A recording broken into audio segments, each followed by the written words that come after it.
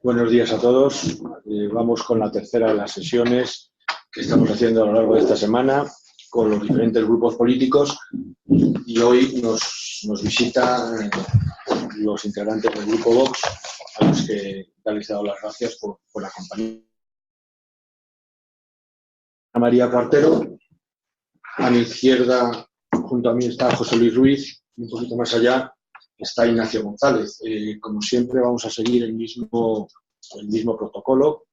Ahora ellos van a expresar sus ideas, sus planes, su planificación respecto a esta legislatura en lo que compete tanto al ayuntamiento como a la comunidad, entiendo, ¿no?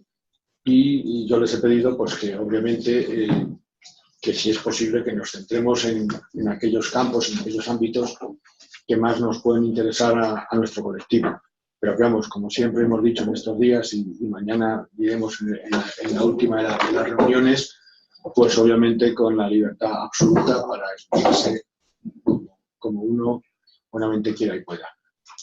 Yo ya simplemente no digo nada más, agradeceros de nuevo vuestra compañía y esto, lo vuestro. Muchísimas gracias de nuevo por acompañarnos. Fernando, si tú te quedas aquí, ¿vale? Tú vas moderando con el tiempo. Muchísimas gracias. Que haya mucha suerte. Muchísimas gracias. Muchas gracias.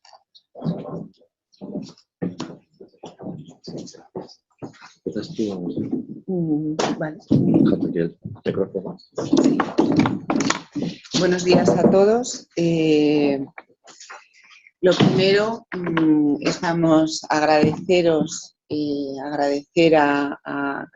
Colegio de Caminos, a la Demarcación Territorial de Madrid, habernos invitado a estos encuentros para hablar de los problemas, de lo que os preocupa a los ingenieros de caminos, en este caso en la Comunidad Autónoma de Madrid. Especialmente importante para nosotros y nos da una gran alegría, es la primera vez que Vox, como partido político, participa en estos desayunos, en estos encuentros, y por lo tanto es un gran orgullo para mí, ¿no? Pues tener la oportunidad de participar en este evento. Quiero felicitaros también a todos los ingenieros de caminos por estáis celebrando el milenario de Santo Domingo de la Calzada el día 12 de mayo y bueno, año importante, así que sabéis que la importancia que damos en Vox, ¿no? a nuestras tradiciones, a nuestras señas de identidad y bueno, pues qué mejor para definir las señas de identidad, ¿no? del ingeniero de caminos en España, que este año jubilar, además, en el que celebráis el milenario de Santo Domingo de la Calzada, al que le tengo, yo soy ingeniero industrial, no de caminos, pero por temas familiares pues también le tengo un especial aprecio porque mi marido es de La Rioja y pasamos, todos los veranos pasamos por allí. Hemos estado, también quería hacer referencia un poco como introducción. Conocéis el modelo de Estado que defendemos en Vox, que es un Estado que se soporta sobre una organización central del Estado que se desarrolla o se desarrollará en su día en los municipios, ¿no? Una concepción del Estado en el que las comunidades autónomas no tienen la fuerza que tienen actualmente. Consideramos que el actual Estatuto de las Autonomías ha provocado la aparición de 17 administraciones que duplican en la mayoría de los casos competencias y recursos por un lado con la administración central y por otro lado con la administración municipal, y por tanto siempre la política de Vox en las comunidades autónomas no puede ser de centralizar competencias, porque no tiene competencia para ello, lógicamente, pero sí va a ser de alinear políticas siempre con la política del Estado y de reducir las administraciones autonómicas en todo lo posible, dando además cada vez más importancia a los municipios y la relación de los municipios con el Estado. Bueno, esto afecta a todas las actividades, pero muy especialmente a la actividad de infraestructuras, al desarrollo de infraestructuras en cuanto a la planificación de las infraestructuras. Creemos bueno, me voy a permitir, vosotros habéis publicado este decálogo que nos habéis hecho llegar, que nosotros hemos estudiado y vamos a intentar tocar todos los puntos, pero quizá no en el mismo orden en el que vosotros nos lo habéis propuesto, ¿vale? De todas formas, si alguno quedara por tocar, pues en el turno de preguntas ya podemos también, por vuestra parte, quizá tampoco todos tengáis un interés homogéneo en todos ellos, ¿no? Entonces, bueno, por nuestra parte, creemos que en el punto 9, en el que proponéis que se elabore un plan de inversiones en conservación y mantenimiento de las infraestructuras, como os decía, desde nuestro punto de vista, ese plan no debe limitarse al mantenimiento y conservación de las infraestructuras, sino que debe de partir directamente de la inversión. De una inversión, además, priorizada y ordenada en cuanto a unos objetivos a cumplir. Es decir, la infraestructura de por sí no es un fin. La infraestructura es un medio para conseguir, bueno, una movilidad, un acceso al agua, un acceso a la energía. Cada una de las infraestructuras tiene una razón de ser. Entonces, lo que nosotros defendemos es que debe hacerse una planificación de las necesidades de infraestructura en la Comunidad de Madrid, que tenga en cuenta la planificación estatal de infraestructuras y las diferentes planificaciones municipales, de las que creemos que ahora mismo adolecen la mayoría de los municipios. Estábamos comentando ahora que incluso hay bolsas de inversión que están paradas. En el momento que todas esas inversiones se puedan realizar, creemos que para sacarles el mayor rendimiento deben de estar ordenadas en una planificación que las integre y que nos permita avanzar hacia cumplir unos determinados objetivos de una forma ordenada, ¿no? Creo que esto todos los ingenieros más o menos pensamos de la misma manera y estoy segura de que en ese sentido vosotros nos vais a poder aportar también. En cuanto a infraestructuras específicas, bueno, habláis del respeto y la protección del medio ambiente con medidas focalizadas en la economía circular, el cambio climático, el desarrollo sostenible.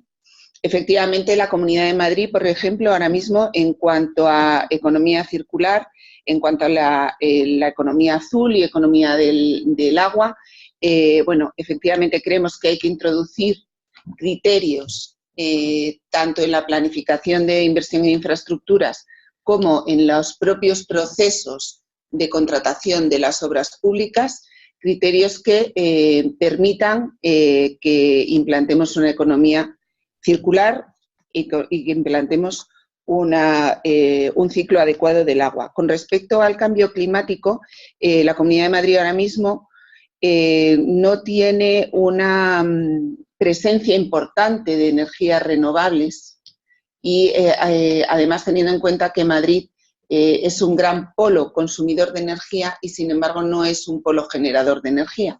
Entonces, en ese sentido queremos potenciar la implantación de generación renovable con destino a la Comunidad de Madrid, pero también conocemos los problemas que, por ejemplo, existen para la implantación de energía eólica por la dificultad. Tenemos un recurso eólico pobre que ahora mismo permite la explotación con las nuevas tecnologías y además tenemos escasez de suelo porque la mayoría del suelo en la Comunidad de Madrid, teniendo el parque de Guadarrama, pues no se puede explotar en ese sentido, ¿no? Sin embargo, sabemos que el disponer, por ejemplo, de recurso eólico, de energía eólica en Madrid, no tiene por qué situar ese parque eólico dentro de Madrid. Existen ahora mismo posibilidades para promover inversiones en energía eólica, promover parques eólicos que quizá incluso pueden estar planificados y proyectados, pero que no han conseguido cuota en las subastas de renovables, para que se implanten fuera del territorio de la Comunidad de Madrid, pero sin embargo la Comunidad de Madrid pueda promover la adquisición de esa energía que se puede presentar como aval para realizar la inversión.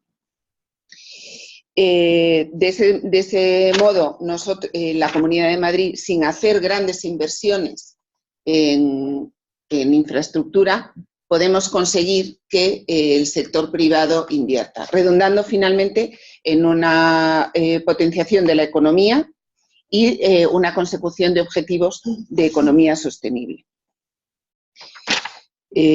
Por otro lado, también se menciona el promover la metodología en el punto 7, liderar la transición hacia un sector basado en transformación digital, innovación y transparencia. Efectivamente, nosotros en el programa llevamos dentro de la parte de I+D, hemos metido unas medidas encaminadas a potenciar la implantación de la metodología BIM y de la metodología Agile en la Comunidad de Madrid.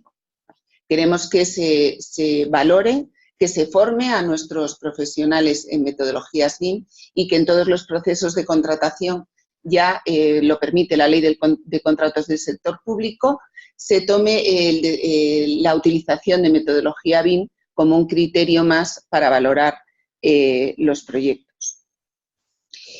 En cuanto a la mejora de la calidad técnica de los proyectos, creemos que todos los colegios profesionales, ya hemos visto el caso de Andalucía, en el que ha salido a la luz cómo hay profesionales no colegiados que estaban desempeñando tareas muy importantes en la psicología en cuanto a los expedientes de la Ley de Violencia de Género.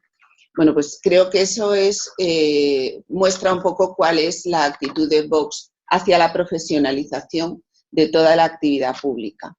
Nosotros consideramos que los colegios profesionales son importantes para ratificar, para demostrar la aptitud y la competencia técnica en los diferentes campos. En ese sentido, bueno, pues trasladaremos en su momento en la Comunidad de Madrid, vía auditorías, vía controles, el que todos los que desarrollan actividades relacionadas con la obra pública, con la inversión en obra pública, tengan los conocimientos y la titulación adecuada y, por supuesto, valoramos positivamente la colegiación y el visado de los proyectos, como no puede ser de otra manera. Bueno, el tiempo no queremos, simplemente ya me quiero referir al impulso del talento, lo hemos estado hablando también antes. Creo que en Madrid tenemos la quinta mejor escuela de ingenieros de caminos, según un informe publicado, si no, Mariano, si me apunta. La quinta mejor escuela de ingeniería civil del mundo. Y creo que muchas veces esos ingenieros que se forman en España están desarrollando sus competencias fuera de España y en muchos casos están deseando venir a España, pero no estamos sabiendo darles oportunidades para seguir desarrollando su actividad. No solo económicas, que también, creo que también es importante ver que ahora mismo los ingenieros no están quizá lo bien pagados que deberían estar, pero fundamentalmente por el tipo de trabajo que les podemos ofrecer, ¿no? O sea, cualquier ingeniero, yo soy industrial, pero sé y conozco porque he trabajado mucho con vosotros, cualquier ingeniero de caminos quiere hacer una buena obra, quiere hacer una obra grande, quiere hacer una obra importante. No, es verdad que importa el sueldo, importa lo que ganemos, pero es muy importante también qué tipo de obras hagamos, ¿no? Entonces, esa también tiene que ser nuestra pelea. Tenemos que pelear por recuperar la inversión en obra en Madrid, por recuperar las grandes obras para dar oportunidades a esos ingenieros que salen de nuestras escuelas, esos grandes ingenieros, de que puedan desarrollar una profesión a su altura y en España. Y bueno, os dejo con mis compañeros, no sé si va a hablar primero José Luis o Ignacio. José Luis es experto en urbanismo, por eso yo no he tocado ninguno de estos temas de urbanismo, así que os dejo con él. Muchas gracias.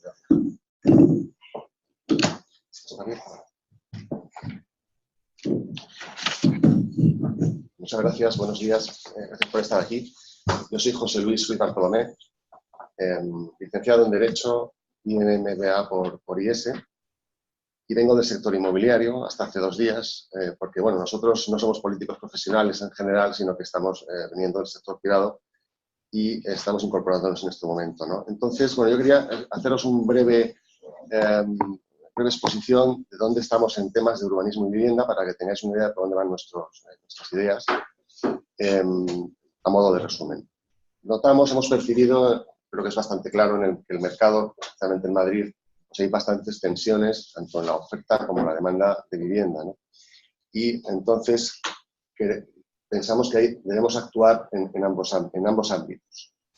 Por un lado, en la creación de oferta hay grandes problemas ahora mismo para la creación de suelo, en parte por voluntad o por no voluntad política de entorpecer o de retrasar o de la propia pelea entre los partidos por sacar adelante proyectos, como hemos visto estos días. Y nosotros venimos con la voluntad de empujar al máximo todos los proyectos que ahora mismo en la Comunidad de Madrid de transformación urbanística y de empuje de lo que son los de suelo en general, ¿no? Tanto en Madrid como digo, en la periferia hay proyectos muy importantes que están siendo a veces, pues, por temas políticos o ideológicos mal llevados, ¿no? Pero también pensamos que hay problemas en cuanto a lo que es la regulación en estos momentos del urbanismo, de la transformación de suelo, que impiden o que generan muchos problemas a lo largo del tiempo, ¿no? Hay una ley del suelo, que es del año 2001, que esta legislatura pasada han intentado cambiarla, o modificarla o hacerla de nuevo entre el Partido Popular y Ciudadanos. Han estado durante los 4 años intentando sacar la ley adelante, pero al final no lo han conseguido, cuando la tenían prácticamente consensuada. Y al final no se ha llegado a un acuerdo, yo creo, pues, bueno, pues también pues, por codazos políticos de última hora.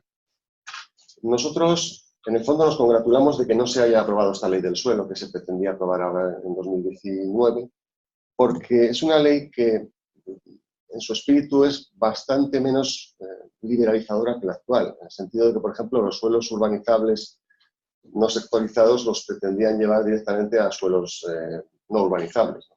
Y no pensamos que eso sea lo que conviene en la ciudad de Madrid.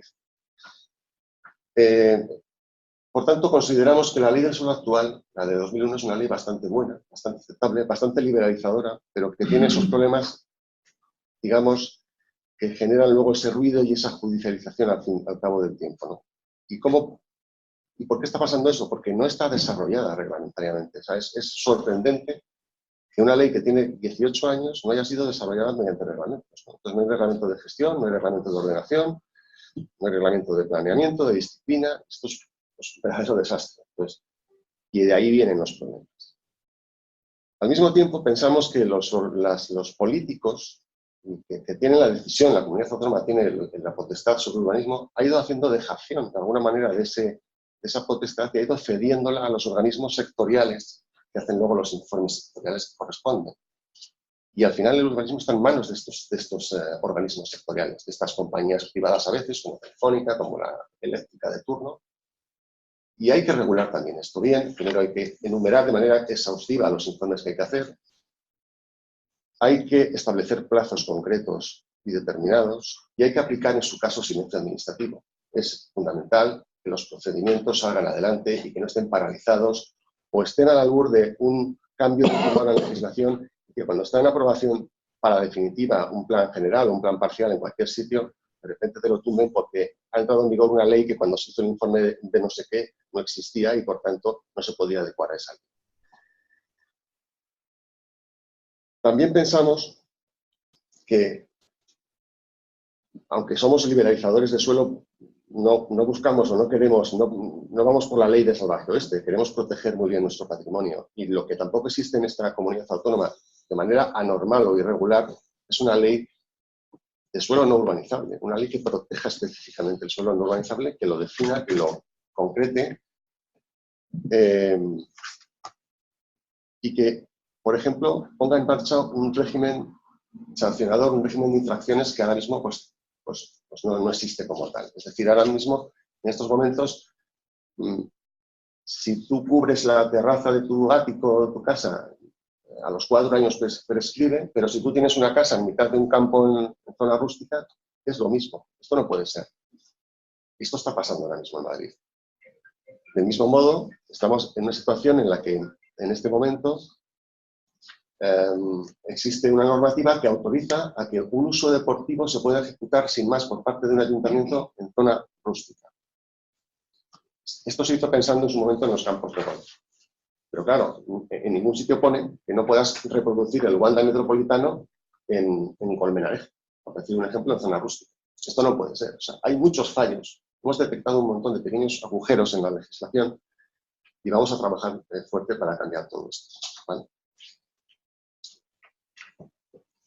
Esto en cuanto a oferta, creación de suelo, creación de materia prima para hacer vivienda. Y luego vamos un poco a la demanda, ¿no? Que estamos viendo que,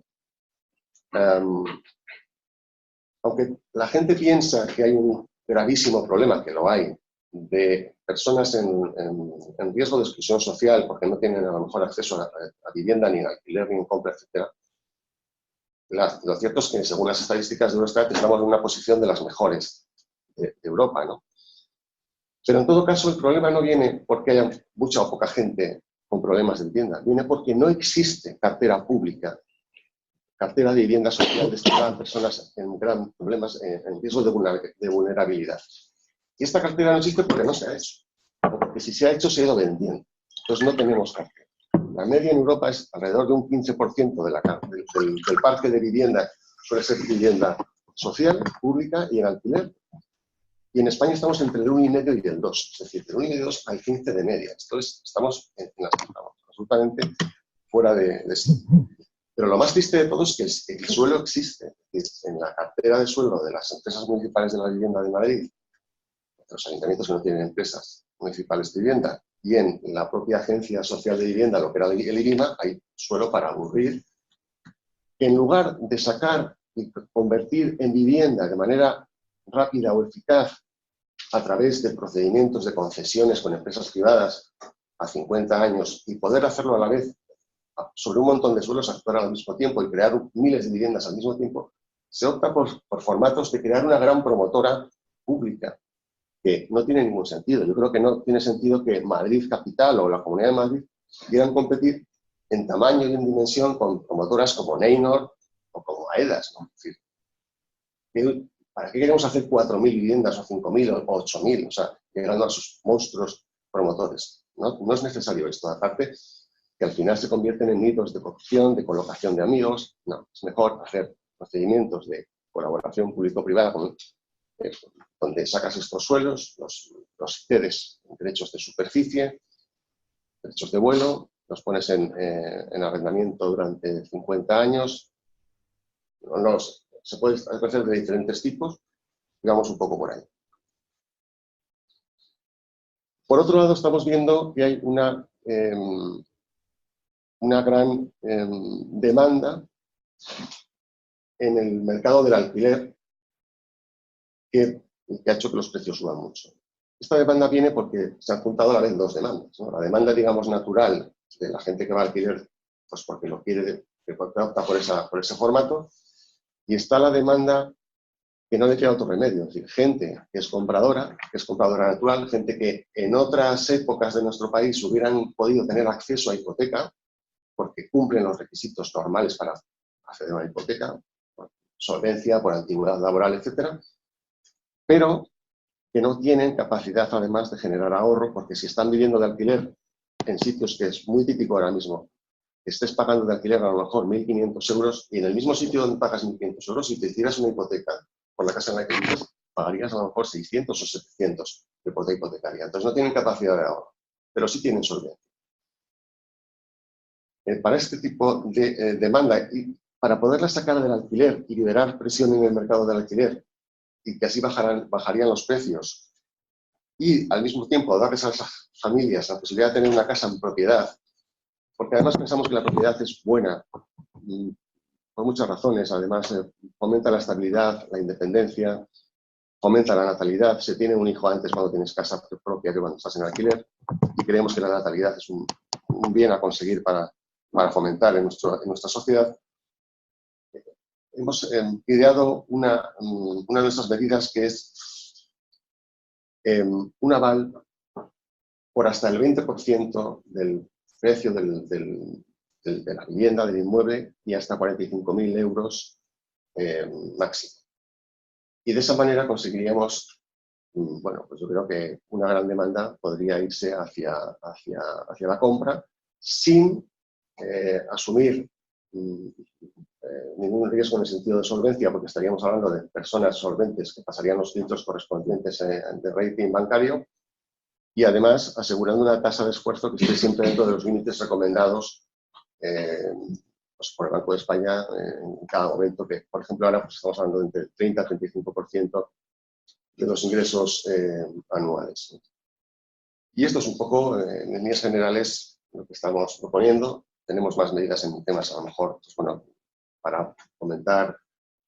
Se habla mucho de contaminación y se habla mucho de los vehículos privados, pero lo cierto es que se estima que el 50% de la contaminación proviene de los edificios. Bueno, tenemos bastantes medidas también enfocadas, tanto para obra nueva como para rehabilitación de parque existente. También tenemos algunas cosas, bueno, temas de apartamentos turísticos, pero eso, si queréis, a lo mejor para el turno de preguntas, pues podemos comentar lo que es. ¿Vale? Y nada más. Entonces. Buenos días. Muchas gracias en primer lugar por permitirnos poder expresar, poder darnos voz a la explicación del programa de infraestructuras. Soy Ignacio González Velayos, soy licenciado en Ciencias Económicas y Empresariales, trabajador de Telefónica, y durante 9 años he sido consejero delegado del Metro de Madrid, del año 2009 hasta el 2015. Como bien decía, primero agradeceros que podamos expresar y presentaros el programa de infraestructuras, transportes y movilidad, tanto del Ayuntamiento como de la Comunidad de Madrid.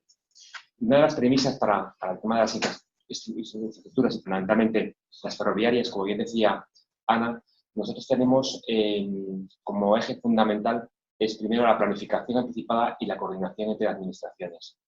Os hemos explicado someramente nuestro modelo de Estado, y a nadie se le escapa la deficiente coordinación que ha habido entre las diferentes administraciones en los últimos años. Es decir, la Comunidad de Madrid veía una necesidad de ampliaciones de determinadas líneas del metro, pero existía una descoordinación absoluta con cercanías con el Ministerio de Fomento, porque además son dos sistemas de transporte que se pueden complementar muy fácilmente, ¿no?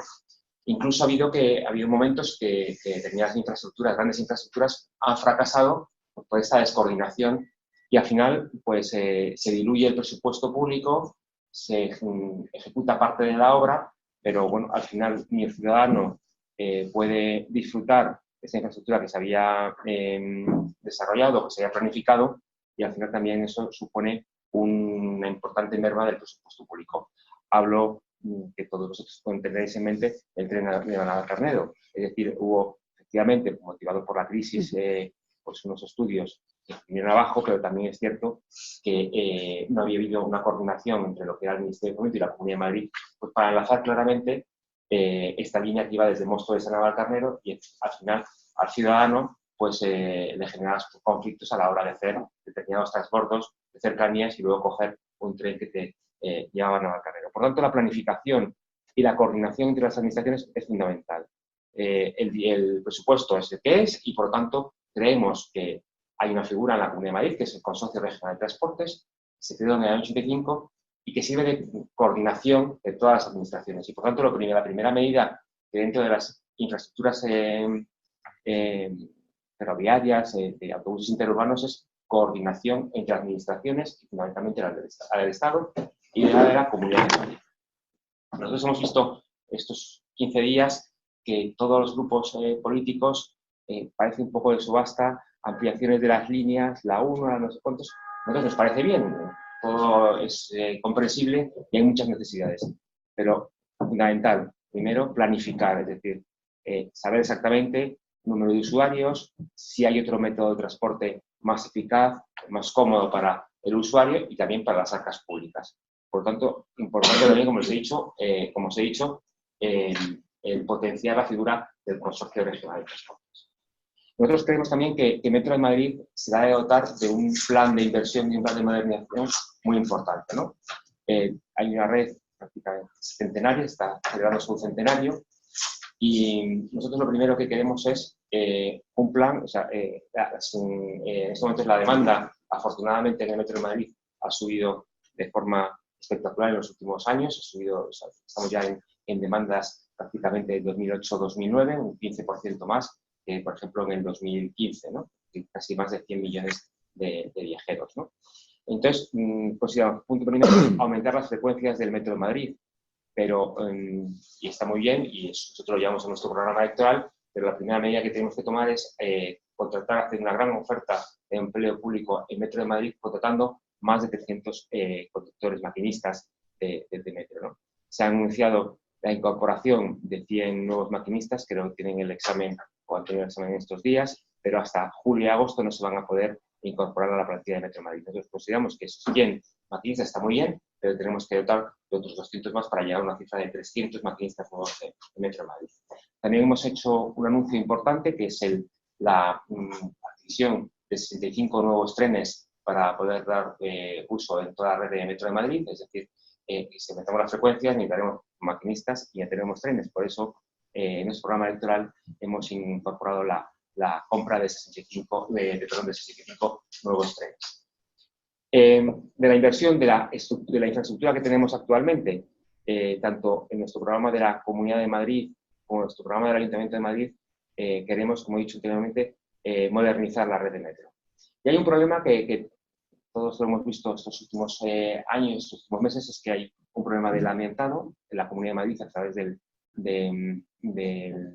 Metro de Madrid, la Dirección de Metro de Madrid ha aprobado un plan de retirada de los materiales. Este plan se dilata hasta el año 2025 y nosotros lo que hemos propuesto es adelantar la finalización de ese plan, es decir, todas las inversiones que estaban previstas para los años 24-25, adelantarlos para que en el año 2023 esté por completamente la red de Metro de Madrid, retirado todos los materiales que tienen amianto. En cuanto a las ampliaciones de líneas, como he dicho al principio, nosotros tenemos la coordinación y, por ejemplo, nosotros planteamos la ampliación de la línea 1 hasta Valdebebas.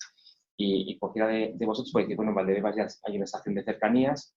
Nosotros hemos hecho un estudio claramente del barrio y la ampliación sería de la línea 1 desde que terminan estos momentos en Pinar de Chamartín, ampliar hasta Valdebebas, pero consideramos que es complementaria a la estación de cercanías que está cerca de la ciudad deportiva del Real Madrid y nosotros pretendemos la estación nueva de Valdebebas traerla más hacia la M40.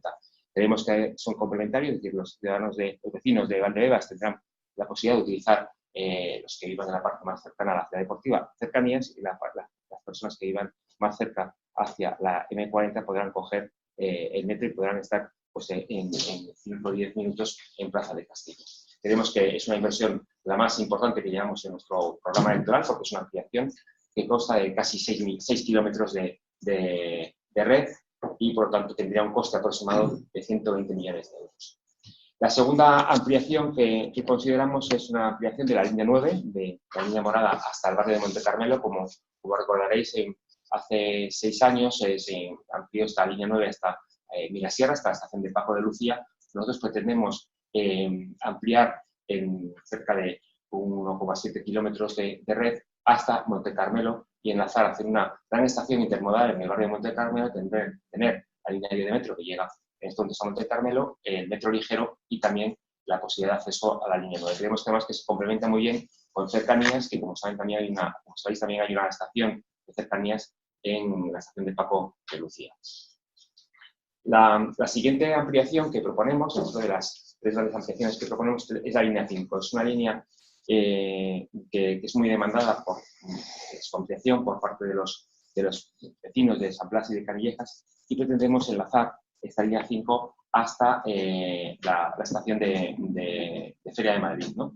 Para que podamos dar permeabilidad hacia la línea 8, es decir, los vecinos de San Blas y Canillejas pueden estar en Barajas en 5 minutos, o también estar en el centro de Madrid, en Nuevos Ministerios, accediendo a través de la línea 8 al centro de Madrid. Yo creo que son las 3 grandes ampliaciones. Hay otros partidos que han hablado de la línea 11. Nosotros, evidentemente, como bien sabéis, la línea 11 está ya realizándose el proyecto. Creo que en los próximos días el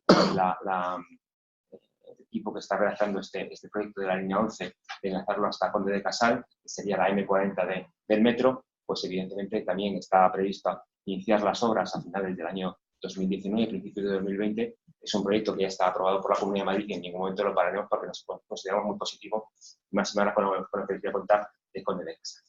En cuanto a los intercambiadores, queremos, es una política acertada con los grandes intercambiadores de la Comunidad de Madrid. Planteamos la construcción de 2 nuevos intercambiadores. Uno en Conde de Casal, como os he indicado, que daría servicio a más de 20 millones de viajeros. Y fundamentalmente, como les he dicho, unificamos todos los autobuses que vienen de la zona este de Madrid, la línea 6 y la futura línea 11 de metro, ¿no? Y asimismo este intercambiador permitiría el enterramiento o eliminar en superficie más de 1.100 autobuses diarios, ¿no? Esto es muy demandado también por los vecinos de Conde de Casal, que tienen grandes problemas pues, de movilidad y demás, que tendremos pues, hacer un intercambiador muy parecido al que se construyó en la avenida de Berta. El coste aproximado de este intercambiador de Conde de Casal son 40 millones de euros. Esto ya hubo un anteproyecto hacia los años 2009-2010, pero fundamentalmente por la crisis económica y por la poca, en esos momentos, política inversora que había en la Comunidad de Madrid, pues se dejó aparcado. Entonces consideramos que como hemos dicho, y uno de nuestros principales titulares electorales es que pretendemos reducir el gasto público, todo el gasto superfluo que existen de duplicidades, de organismos que no tienen ningún sentido, pues evidentemente esto también nos va a dar pie a poder aumentar el gasto en educación, en sanidad y en este tipo de inversiones que son muy necesarias para los ciudadanos. El segundo gran intercambiador que pretendemos construir, y cuando hablo de intercambiadores, hablo también de la necesidad de colaboración entre la Administración General del Estado y, por supuesto, del Ayuntamiento de la Ciudad de Madrid, porque evidentemente también es uno de los grandes beneficiados de la construcción de estos intercambiadores. Como decía, el segundo gran intercambiador que pretendemos es el de Legazpi. El de Legazpi que además se incorporarían 8 líneas interurbanas y 18 líneas de la MT, que como os decía anteriormente, es muy importante también que el Ayuntamiento de la Ciudad de Madrid apueste por este sistema de intercambiadores. Además, como todos conocéis, el Legazpi está muy cerca de estaciones de cercanías como son la de Vicias o la de Mendezábaro, por lo tanto al ciudadano también le serviría de forma muy importante, bueno, una gran mejora en la movilidad. En cuanto también a cuestiones de Metro de Madrid, se me ha olvidado también comentarles que nosotros también pretendemos la apertura del Metro de Madrid por las noches, los fines de semana, fundamentalmente los viernes y los sábados.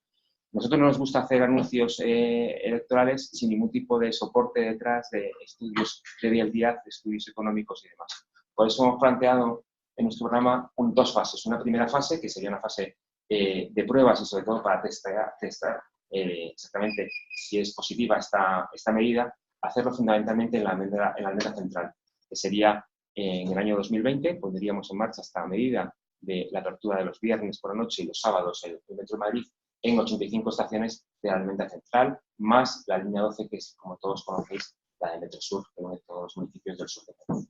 Esto nos permite, el coste aproximado de esta primera fase sería de 18 millones anuales.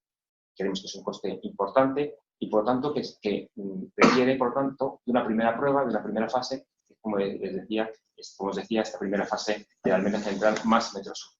En caso que los estudios de usuarios, de las incidencias que puede tener en cuanto al mantenimiento, además de la red de Metro de Madrid, si esto es positivo, a partir del año 2021-2022 abriríamos ya lo que es el 100% de la red de Metro Madrid. Nosotros, como veis, nos gusta llevar las cosas bien estudiadas, no prometer por prometer, sino exactamente no podemos generar una ilusión de, bueno, se puede abrir todo el metro las 24 horas del día en determinados días. Queremos primero, como he dicho anteriormente, testar que efectivamente existen usuarios suficientes para poder mantener esta red abierta, y segundo, la viabilidad también desde el punto de vista operativo de la empresa de metro. En cuanto a las infraestructuras de carreteras, pues nos preocupa también muchísimo, y lo hemos podido ir viendo en determinados municipios, el tema de las travesías. Al final se han quedado carreteras autonómicas, casi algunas de ellas encajadas en los municipios, y lo primero que vamos a hacer es un plan de retirada o de eliminación de esas travesías en aquellas localidades en las que hay un grave perjuicio, un grave peligro, no solamente para los ciudadanos que viven en esas localidades, sino también para los propios conductores. Por lo tanto, pretendemos o propondremos es un plan de eliminación de determinadas travesías de las localidades, fundamentalmente del sur, del este y del noroeste de Madrid, ¿no? Y luego, las cuestiones más estrellas en cuanto a infraestructuras de carreteras, a nadie se le puede escapar el colapso que tienen los vecinos del norte de Madrid para acceder todas las mañanas a Madrid por la A1, ¿no? Ha habido muchos proyectos, ha habido muchas conversaciones, y desde Transportes e Infraestructura lo primero que queremos es hablar con el Ministerio de Fomento para dar una solución clara y viable al problema de acceso que tienen todos los vecinos de Alcobendas, de San Sebastián de Arriba, Las Tablas, Monte Carmelo, es decir, todos los accesos por la A1. Creemos que ha quedado completamente, y lo decía ayer la candidata, la presidenta de Madrid por nuestro partido, Rocío Monasterio, en un programa de televisión. Tenemos que, desde luego, no solamente con transporte público, sino con el transporte que quieran los ciudadanos, con el transporte privado, que puedan acceder a Madrid. Por lo tanto, queremos dar una solución real y definitiva en estos próximos años a la entrada por la A1. Y luego, otro tema estelar que creo que también están demandando los vecinos del noroeste y del norte es el cierre de la M50.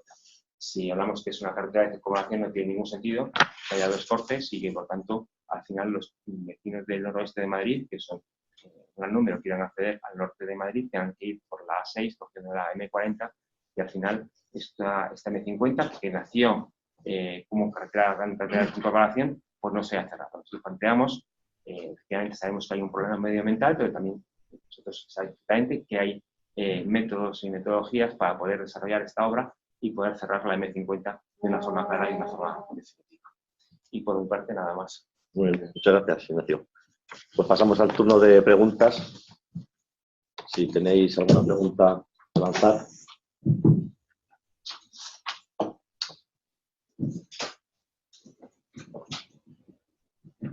Hola, buenos días. Para José Luis Ruiz Barcelona. Sí. Pero yo, que soy urbanista, promotor inmobiliario, y lloré mucho con el adiós, ladrillo, adiós. Y me alegró mucho el vuelve, ladrillo, vuelve. Que efectivamente planteó un cambio radical en lo que es la promoción inmobiliaria y el desarrollo. Y todo lo relativo al mercado de la vivienda en este país, ¿no? Después de la grave crisis que pasamos. Hay tres preguntas que yo quería hacer. Una, revisión del plan general. En general, las administraciones no quieren acometer una revisión del plan general si no están seguros que van a tener una mayoría en unas siguientes elecciones, porque la revisión del plan general dura más de una legislatura. Quería preguntarte si crees que la situación actual, plan general del 97, si bien se revisó en 2013, en la revisión muy grande de 2013, con motivo de todos los gobiernos que surgieron por el desarrollo del sudeste, si crees que se debería acometer una revisión del plan general. Y luego quería que me comentaras o nos comentaras tus opiniones sobre la operación Chamartín y sobre el futuro de los desarrollos del sureste, con la aparición de nuevos operadores como los Neymar-Aedas, que no tienen nada que ver con los medianos o pequeños promotores que han ido desarrollando la actividad inmobiliaria en esta ciudad a lo largo de los años.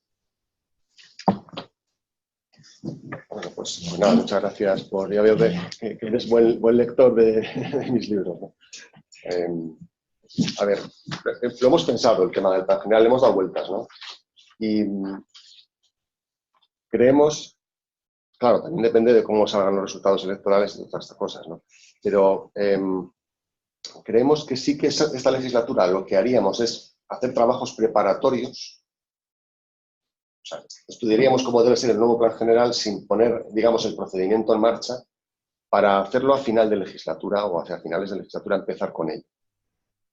Creemos que es mejor hacer eso así, que no, porque además también, o sea, en un momento que la economía está yendo todavía bien, que hay proyectos en marcha iba a decir que se dan licencias, la verdad que se piden muchas pero se dan muy pocas, ¿no? Porque está todo atascado.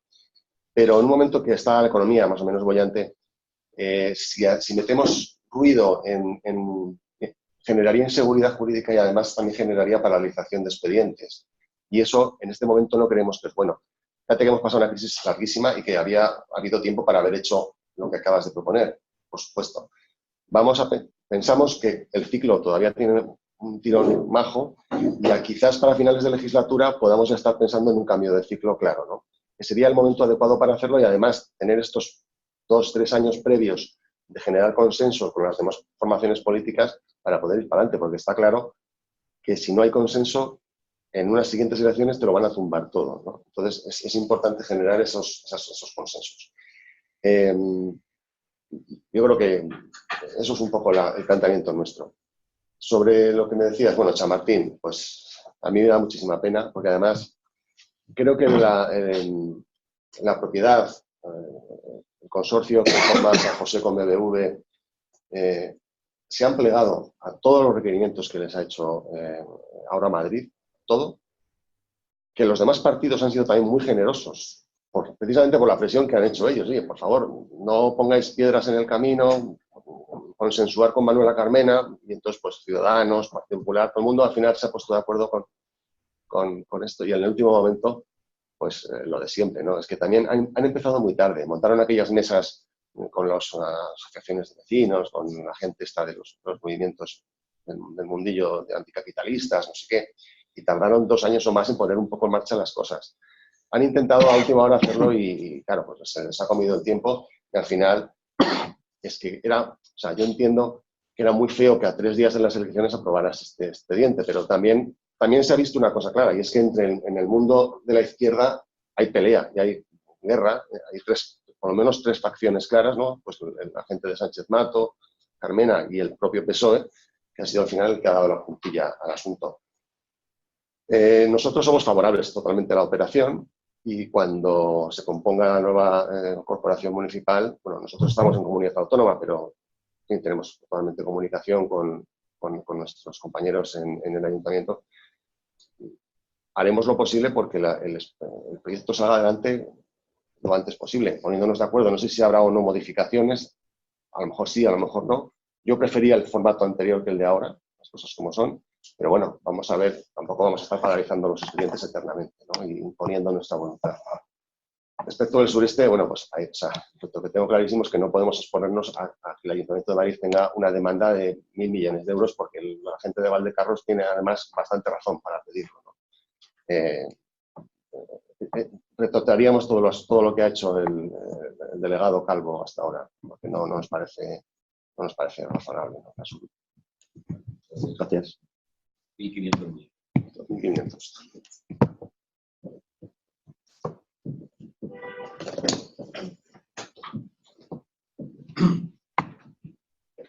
Buenos días, gracias por venir a la demarcación. Soy José Antonio Rodríguez, de Ingeniería de Caminos de esta demarcación, y bueno, voy a hacer la misma pregunta que le he hecho al resto de partidos también. Es una pregunta doble. Yo siempre he trabajado en temas de agua, mi especialidad es hidráulica también, y detecto que a los partidos les interesa poco el agua.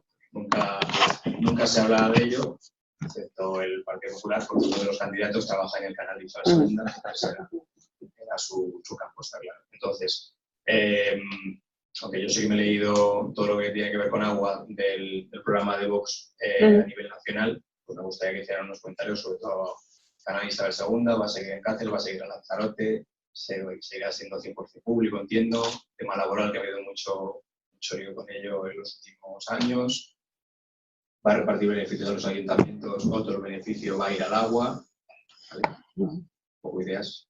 Y por otro lado, tema de despoblación. La Comunidad de Madrid al norte pues tiene municipios que están quedándose sin habitantes, y aunque es la comunidad con no mayor población, pero sí mayor densidad de población de España, pues es un problema que también existe en la sierra. Entonces, ¿cómo lo van a solucionar o qué ideas tienen al respecto? Y no sé qué me tiene que contestar. Así que, Sí. gracias.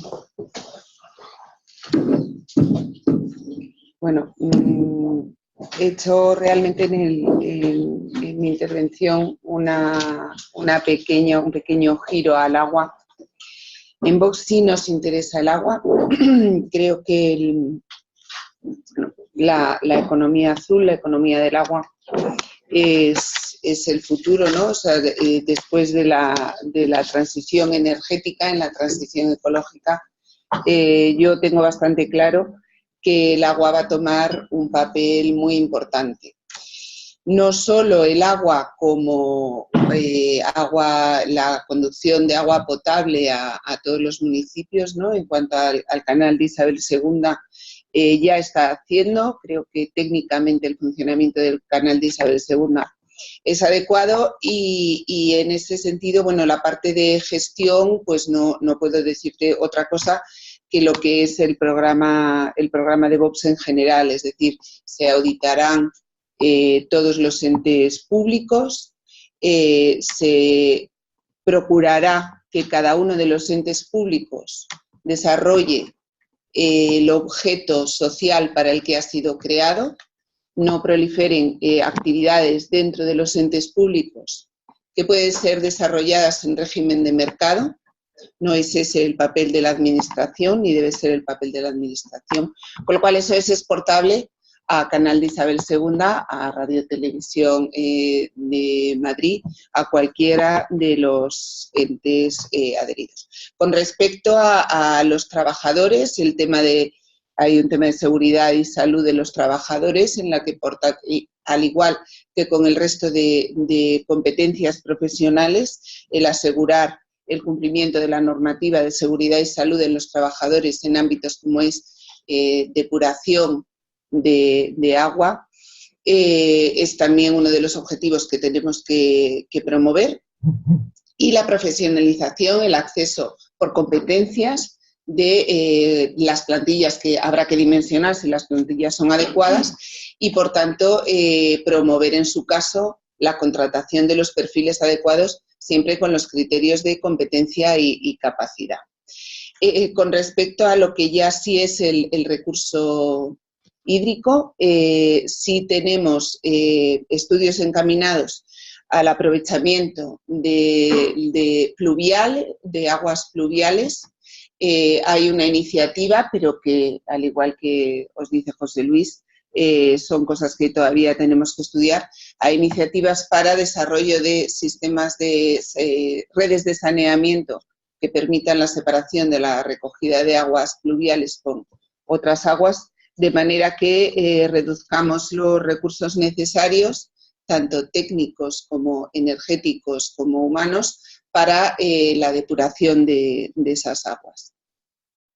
En ese sentido también, dentro de la contratación, promoveremos que se valoren criterios alineados con todas las iniciativas de la economía azul en lo que es la contratación pública en la Comunidad de Madrid, como no puede ser de otra manera. De la despoblación, ¿no? Perdón. Norte de la... Sí, bueno, ahí en cuanto a la despoblación, a José Luis, luego si acaso te cedo también la palabra, sí que quería hablar un poco de todas las medidas que nosotros llevamos de protección a la familia.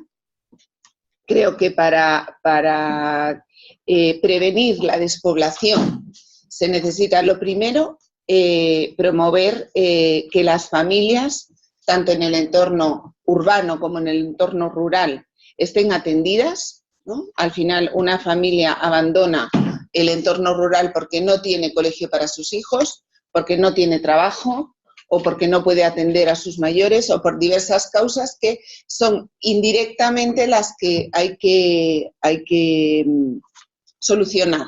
El otro día estaba, por ejemplo, en Hoyo de Manzanares y me contaban que ellos realmente tienen 3 hospitales cerca, pero para acceder a cualquiera de esos 3 hospitales en transporte público tienen que realizar al menos un transbordo, ¿no? Entonces, ¿es que tiene que ver eso con la despoblación? Pues sí tiene que ver con la despoblación, porque si tú tienes un familiar enfermo con unas determinadas necesidades de acceso continuo a un hospital y vives en Hoyo de Manzanares y no tienes coche, evidentemente vas a buscar cambiarte a otro sitio. Vas a venirte a Madrid para tener un hospital a 5 minutos, ¿no? Entonces, esa racionalización de la vida de las familias, esa búsqueda de dar a las familias lo que necesitan para vivir en Hoyo de Manzanares, sí es donde tienen esa explotación de turismo rural,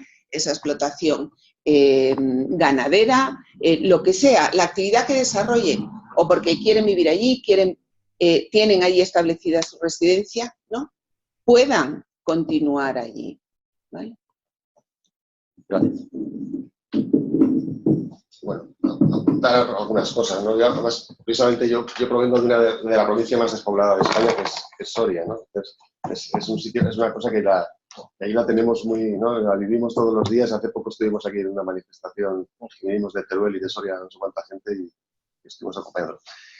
A ver, sí que hemos contemplado algunas medidas importantes que, por ejemplo, muchas veces resulta que hay ciertos determinados personal funcionario que está desplazado en este tipo de municipios, pues médicos, no quieren o no les gusta. Entonces, una de las cosas que hemos propuesto, una de las medidas que incentivamos, es que tengan asociados, en estos casos, vivienda, ¿no? Por lo menos para que los servicios mínimos los puedas prestar.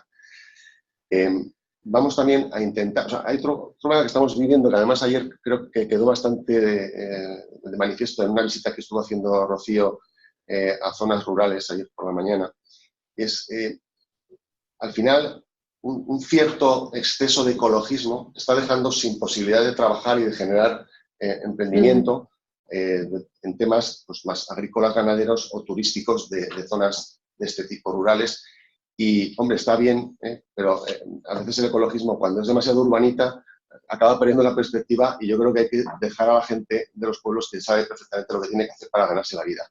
Y, por supuesto, un poco lo que ha comentado Ana, creo que hay que reiterarlo. Si tú en el radio de donde tú vives, mínimo en transporte privado o público, no tienes acceso a los 3 o 4 servicios básicos, educación, sanidad, etcétera, pues al final te acabas yendo. Entonces hay que hacer un análisis por zonas o por comarcas de la sierra de esas distancias con cuáles son e intentar buscar esos centros. Luego, también fijaros una cosa, como un detalle, ¿no? de la despreocupación que ha tenido históricamente la Comunidad de Madrid con los pueblos de la sierra y este tipo de sitios, ¿no?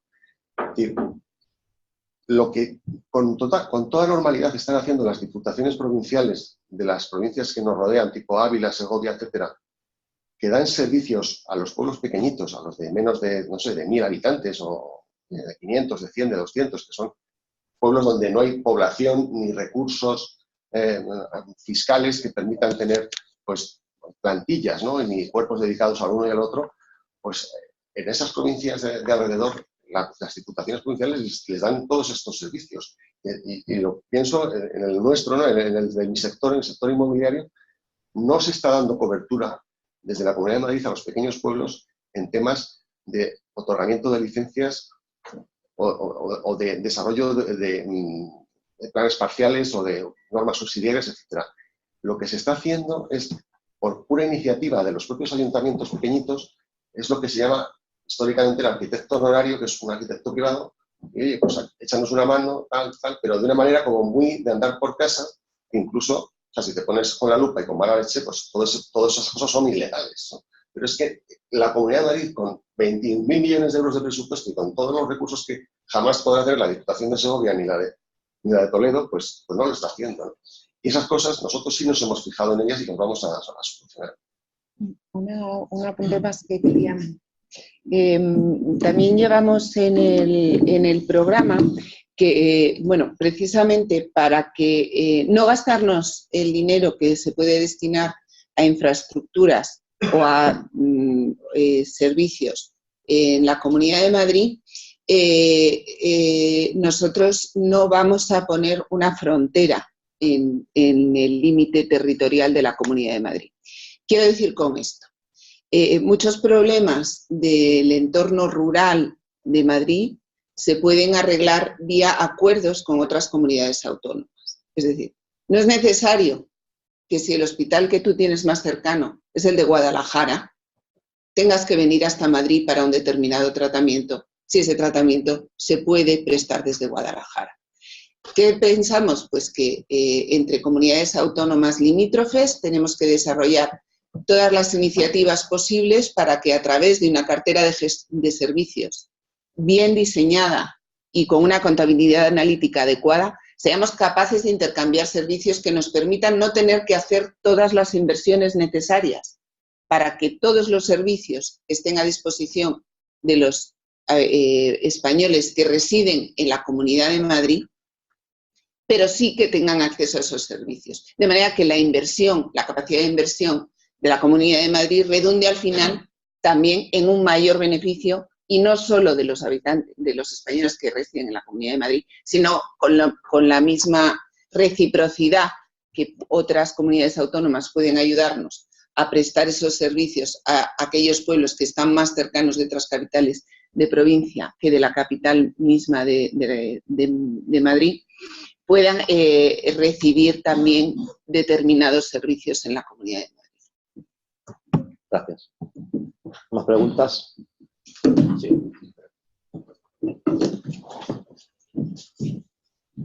Muy buenos días. A ver, siguiendo la línea de los encuentros anteriores, hemos hecho preguntas o han tratado otros temas. Me gustaría conocer su opinión. El tema de residuos sólidos y gestión de residuos sólidos. Acabamos de ver que el Ayuntamiento no ha aprobado el plan de Chamartín, pero sí ha aprobado la estrategia de gestión de residuos sólidos para los próximos años y está anunciando que cierra Valdemín Gómez. Y claro, ¿qué va a ocurrir con la gestión de residuos sólidos o cuál es la estrategia? En el tema se ha hablado de transporte, pero todo enfocado a viajeros. Me gustaría también en el tema de mercancías, el tema de la estrategia logística de la comunidad, si hay alguna idea. Y enlazando con lo último que acaba de decir sobre la ruptura de fronteras entre comunidades autónomas, la posibilidad o no de contemplar las peticiones de ampliación del abono transporte, más allá de los 80 y tantos kilómetros que contempla ahora y las peticiones de comunidades limítrofes. Y por último, el tema de infraestructuras aeronáuticas. Sí.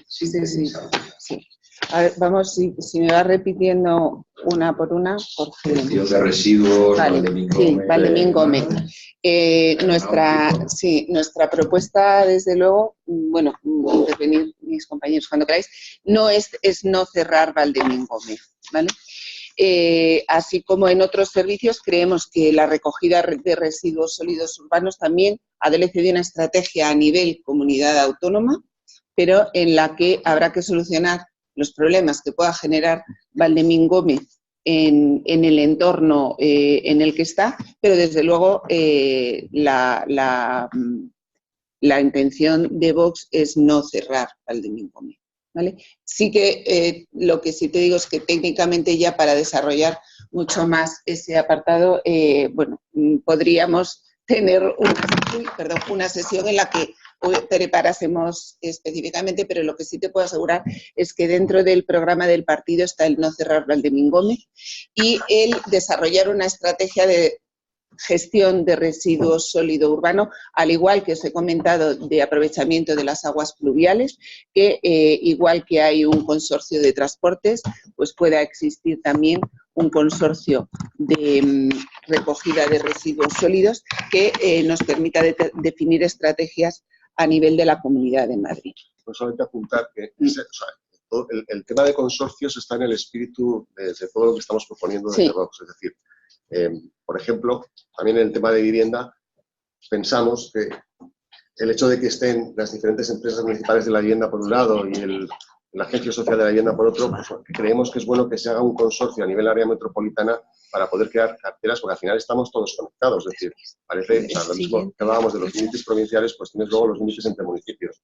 Y al final, diseñar una cartera proporcionada de vivienda social en el área metropolitana, pues tiene sentido que se haga de manera coordinada y entre todos los municipios afectados y creemos que es bueno generar este tipo de estructuras de consorcio para casi todo lo que se puede hacer a nivel área metropolitana. Sí, sí, a nivel incluso, pero vamos, con una mente muy abierta en cuanto, bueno, consorcio o cualquier otra figura de las que ya el desarrollo normativo de la administración permite, ¿no? O sea, no vayamos a decir, anuncia Vox un consorcio, bueno, o sea, cualquier herramienta de colaboración entre administraciones, ¿vale? Vía consorcios, vía encomiendas de gestión, cualquiera, es válida siempre que lo que consigamos es una mayor eficiencia en la consecución de un objetivo, ¿vale? En el caso de la recogida de residuos o en la recogida de aguas pluviales o cualquier otra iniciativa que sea positiva. En el tema del abono transporte, efectivamente, es que tenemos mucha gente viniendo a trabajar a Madrid a diario en el AVE desde Valladolid, desde Segovia, desde Ciudad Real, desde cualquier sitio. Estas personas efectivamente compran un abono o unas determinadas tarifas del AVE y luego además les suman el abono transportes de la Comunidad de Madrid, ¿no? Entonces, pues en el mismo sentido, o sea, tenemos que colaborar para que esas personas que vienen a desarrollar su actividad a Madrid, su actividad diaria a Madrid o esporádica, pero que les interesa comprar ese abono transportes, bueno, pues podamos verlo desde una concepción global del transporte de una persona desde su domicilio hasta su lugar de trabajo. Y por lo tanto, tenemos que promover el acuerdo para que exista un abono transporte adecuado para dar servicio a estas personas. ¿Qué características debe tener ese abono de transporte específicamente? Pues eso no te lo puedo contestar ahora, pero efectivamente esa ruptura de fronteras empapa cualquiera de las medidas que nosotros podamos promover. El tema logístico, precisamente hemos estado viendo, tenemos muchísimo interés en el funcionamiento de la plataforma logística del Puerto Seco de Madrid. Madrid está por Madrid pasan las redes transeuropeas de transporte. Creemos que potenciar Madrid como nodo logístico es potenciar la economía.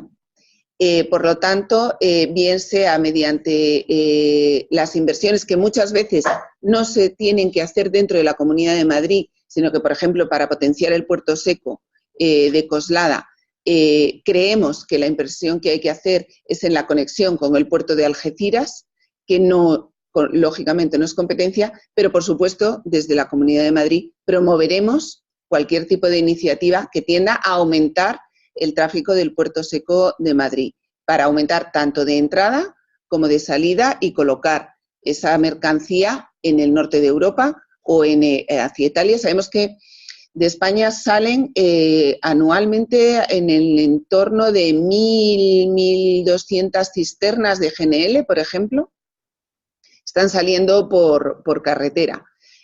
Bueno, quizá conectando con las centrales de regasificación, ese mismo gas natural podría salir también por ferrocarril, ¿no? Entonces, por supuesto, esa potenciación del Puerto Seco va a estar. Es verdad que hay otros municipios de Madrid, como puede ser San Sebastián de los Reyes, que ayer mismo nos comunicaba su intención, incluso que tienen hecho un estudio de viabilidad.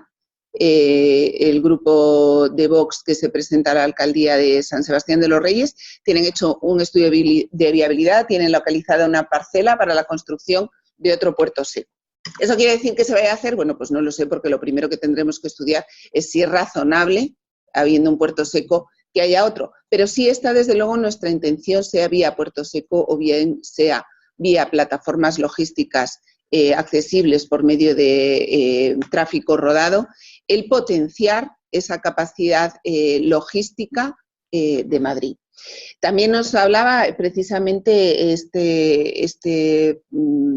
candidato a alcalde de San Sebastián de los Reyes, de otro tema que nosotros también en el que creemos y que está enlazado con el tema que nos decías de aeronáutico. Bueno, que quieren sacar adelante una iniciativa para promover una formación profesional específica en el ámbito aeronáutico por la cercanía que tienen ellos con la T4, para formar a todos los trabajadores que pueden desarrollar ahí un trabajo profesional adecuado. Entonces, en ese sentido, queremos potenciar la formación profesional específica para aquellos centros logísticos, aquellos centros tecnológicos que se vayan a desarrollar en la Comunidad de Madrid. También, igual que os hablaba antes de la energía eólica, ¿no? Que la inexistencia de recurso potente, por un lado, y de suelo para dedicar a la generación eólica, pero sin embargo sí sabemos que en la zona sur de Madrid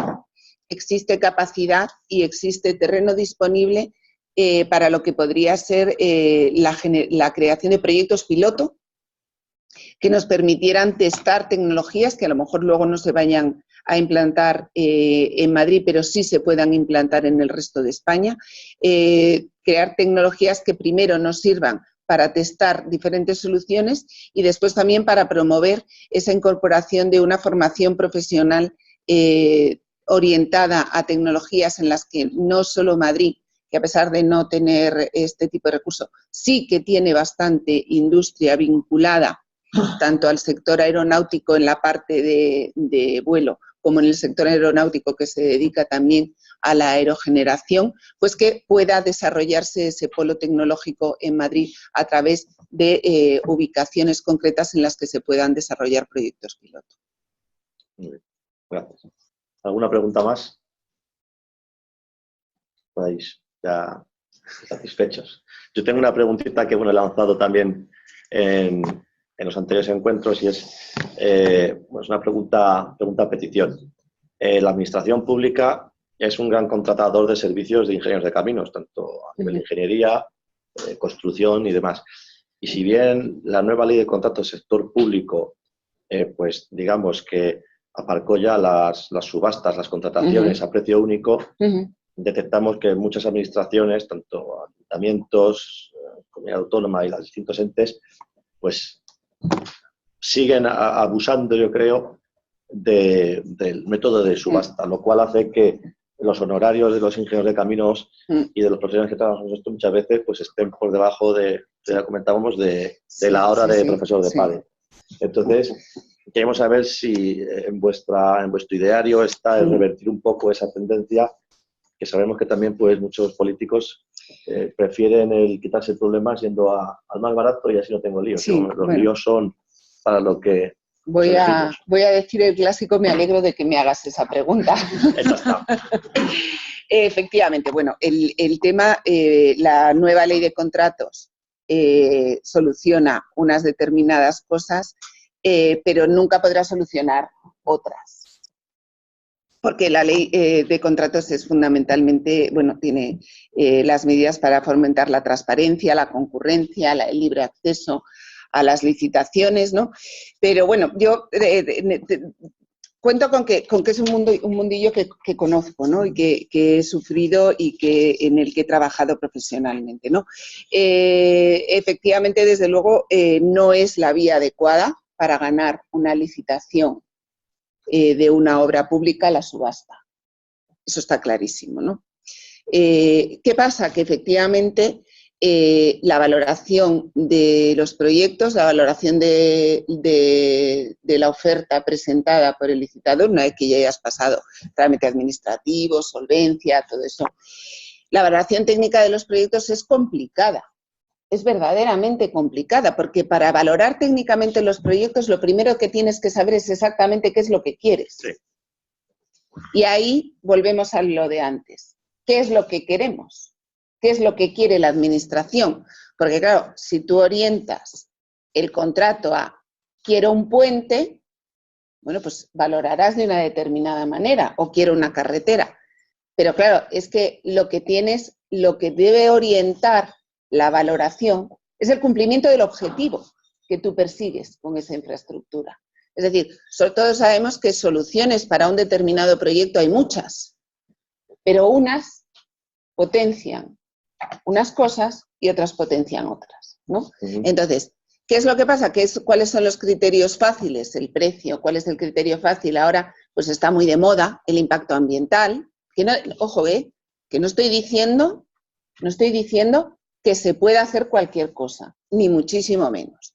Pero que efectivamente es mucho más fácil que te pongan un número de cuál es el CO2 generado durante la obra y uno te dice que es tantas toneladas equivalentes de CO2 y otro te dice otra, cuando tú ni siquiera vas a tener, en la mayoría de los casos, las herramientas necesarias para comprobar que eso es verdad. Y entonces, ¿a qué es lo que voy? Que es que verdaderamente es complicado valorarlo y la única manera de valorar técnicamente de forma adecuada un proyecto de infraestructura es contar con los profesionales adecuados. Eso está clarísimo. O sea, para valorar proyectos de infraestructura tienes que tener gente que sepa de infraestructuras asesorando a las mesas de contratación, porque si no, no tendremos nunca una valoración. También tienes que hacer un ejercicio de que esas personas que son expertas en infraestructuras participen de la elaboración de los pliegos de cláusulas administrativas. No solo, por supuesto, el proyecto, pero el proyecto es que ya lo hacen profesionales, porque si no, no podría llegar nunca al proyecto donde tiene que llegar porque no lo pueden firmar. Pero ¿qué pasa? Que una vez finalizado el proyecto tienes esa propuesta de pliego de cláusulas administrativas particulares o de cláusulas administrativas en general, que ¿quién lo hace? ¿No? ¿Quién lo hace? ¿Quién lo supervisa? ¿Quién decide si tiene que ser mejor una solución u otra? ¿No? ¿Quién lo decide? Pues lo deciden técnicos en contratación. Bueno, pues no es. O sea, el técnico de contratación debe de estar asesorado por personal técnico conocedor de las infraestructuras, si es posible específicamente de agua, específicamente de carretera, específicamente de metro, específicamente de redes eléctricas, que les permita definir aquellos criterios con los que hay que valorar ese proyecto. No solo técnicos, sino para dar servicio, para atravesar una línea eléctrica, atravesar una determinada zona, la puedes soterrar, la puedes hacer aérea. O sea, estoy dando ejemplos muy básicos, ¿no? Pero la realidad es que lo que tenemos que ir es, esa solución es buena, esa solución es la mejor técnicamente, por supuesto, promover el cumplimiento de otras políticas, entre las que deben estar, pues valorar que el personal que te proponen tenga una determinada titulación, esté colegiado en un determinado colegio, es decir, todas esas cosas se pueden valorar, pero siempre, por supuesto, añadir a las mesas de contratación profesionales que sean capaces de valorar técnicamente. Y eso la ley lo permite. Sean de la propia administración, formen parte de la propia administración o sean personal externo. Entonces, desde luego que nosotros somos totalmente partidarios de incorporar, como os decía cuando hemos estado antes hablando, no de politizar las profesiones, sino de profesionalizar la política y, por supuesto, de profesionalizar la administración. Muy bien, muchas gracias. O sea, más ingenieros de caminos y menos abogados. Sería, bueno, no, oye, que cada uno tiene su sitio, ¿eh? Lo que tiene que tener cada abogado o cada economista o cada una de las personas es tener, ya, es que te estoy viendo, ¿eh? Y mañana en el colegio de abogados, me llaman de todo menos Rosita. Yo creo que esto enriquece mucho que se junten a la vez varios. No, claro. Una de las últimas empresas en las que he formado parte, éramos 3 socios, y uno de ellos era ingeniero de caminos, otro era economista y otro era yo, que soy abogado. Entonces, perfecto. Oye, y no arquitecto, como se mal dicho, yo que pasé. Muy bien. Sí, no, vamos, y desde luego mi experiencia, bueno, tenemos aquí a María José, que también forma parte de nuestro equipo. Ella es jurídico y ha estado trabajando, vamos, del Ministerio de Defensa, ahora está en la Guardia Civil, ¿no? Y conoce también esa parte, ¿no? Entonces, bueno, yo, a pesar de mi formación técnica, he trabajado siempre muy bien con las mesas de contratación y creo que nosotros tenemos nuestro sitio y ellos el suyo. Es decir, Sí, María José, por eso, porque si quieres... No, solamente decir una cosa, que mira, yo estuve, bueno, creo que tengo voz, ¿no? Se me oye, es que me pongo un poco los altavoces. Sí, vale. Bueno, yo estuve trabajando en la gerencia de infraestructura y sí que recuerdo, por ejemplo, entre lo que era la dirección técnica, que había ingenieros, como son del cuerpo de ingenieros de Politécnicos del Ejército, entre los que hay ingenieros de caminos, y lo que sí que recuerdo es que, por ejemplo, las relaciones entre lo que era la asesoría jurídica y esa subdirección técnica era muy buena y el trabajo que se hacía era estupendo, de tal forma que incluso a veces nos teníamos que enfrentar los dos con los del cuerpo de gestión, ¿no? Que eran los que llevaban a cabo yo creo que es fundamental y yo estoy de acuerdo totalmente con lo que ha dicho Ana, que es necesario que los ingenieros estén en las mesas de contratación, que sean ellos los que hagan los pliegos de cláusulas administrativas, que ayuden también a hacerlos, o sea, que formen parte de ese conjunto y, por supuesto, en los proyectos. Y creo que es esencial también, a efectos luego de la posible responsabilidad civil, que estén visados por el colegio correspondiente, ¿no? Porque eso pues da mucha seguridad tanto a la administración como a las personas afectadas por esa obra, ¿no? Y ahí tenemos los ejemplos, no sé quién hablaba antes de carreteras, bueno, la compañera que ha venido, que está en la Junta de Andalucía, pues ahí tenemos todas las autopistas del año 92, que, por ejemplo, la de Jaén-Granada, que es constante el hundimiento de una determinada parte, pues por la falta, ¿no? Ese fallo en la ejecución y esas comisiones famosas que hubo en aquella época, ¿no? Y cuando hay una autopista que está bien hecha, pues es una gozada, ¿no? Y la gente lo nota. Yo, por ejemplo, que ahora estoy ahora estoy en servicios especiales, ¿no? Pero yo estoy en la agrupación de tráfico de la Guardia Civil y que los compañeros están constantemente con el tema, pues de la seguridad vial, accidentes y demás, pues, a ver, es verdad que la responsabilidad del conductor es la del conductor, pero cuando te das cuenta cómo está el estado de conservación de las carreteras o como bien ha dicho José Luis, cómo hay determinadas, las travesías, ¿no? De las carreteras, que es necesario sacarlas, porque hay muchas poblaciones, ¿no? Tenemos el caso, por ejemplo, de Arroyomolinos, que es una población que ha crecido muchísimo y creo que es la M403, tiene un tramo que hay colisiones frontales cada 2x3. Entonces ahí sí que es necesario, será necesario afrontar un proyecto, ¿no? De sacar esa travesía de esa población, ¿no? Para dar seguridad, porque oye, son muertos y son... Y ahí estáis vosotros, ¿no? Para hacer el trazado que mejor se pueda hacer y es decir si se puede soterrar o no se puede soterrar. Por ejemplo, lo que pasa con la M50, ¿no? O sea, la M40 es un atasco continuo, ahí en la incorporación de la sexta a la M40 hay continuos accidentes, muchísimas colisiones, todos los días, están los compañeros y si la M50 se cierra, que yo creo que con la tecnología que hay ahora es posible el soterramiento, ¿no? O sea, no creo que ahora sería... Y los jabalíes, yo veo cuando cojo el tren, veo a los jabalíes, a los ciervos y el tren pasa por la mitad del monte y no pasa nada, ¿no? Pero yo creo que vosotros sabéis perfectamente, porque para eso sois técnicos, que se puede soterrar o que hay mil formas, ¿no? Para que el impacto ambiental sea mínimo, ¿no? Por la carretera de los pantanos, por ejemplo. Que todavía se está buscando al lince. Hay, también una cosa que, como os decía antes, que la ley de contratos tampoco puede solucionar, o sea, tiene determinadas prescripciones, pero que también creo que ahí todos, y los ingenieros de caminos en particular, hay que hacer un especial esfuerzo es también en la profesionalización de la dirección de las obras. O sea, bueno, no la profesionalización y ya está, sino mejorar la calidad de la dirección de obra. Primero, teniendo proyectos, efectivamente, creemos que hay que mejorar la calidad de los proyectos vía,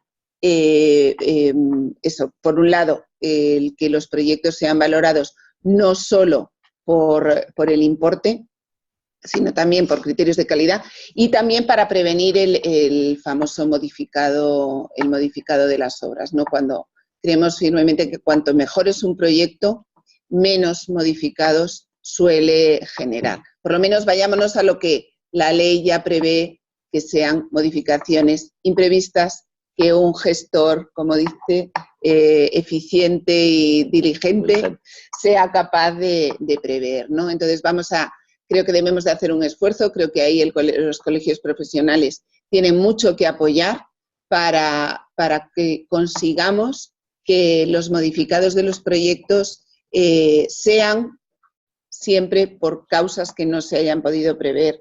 Y eso entra en esa valoración de los proyectos. Yo creo que todos nos encontramos todos los días con proyectos nos piden proyectos con presupuestos de ejecución material elevados que quieren que hagamos por 4 duros, que se suele decir, ¿no? Entonces, bueno, pues ahí yo creo que vamos en la misma línea. Muy bien, pues nada, no quiero extendernos más. Agradecer a Ana, a José Luis, a Ignacio su visita. Bueno, como apunte, me quedo pues eso con las ideas de Vox en cuanto a dar más peso a los municipios y fomentar la coordinación con la administración central, reduciendo las barreras entre las comunidades autónomas, ¿no? Se os ha hablado de plan de inversiones de metro, si os está que lo sabéis, está estudiado y detallado, las reformas que planteáis a la actual ley del suelo y bueno, pues todos los temas que se han tocado pues han sido tratados con detalle y bueno, agradeceros vuestra visita y suerte para el domingo, que es lo que deseamos a todos. Ahora tenemos un café fuera. Gracias.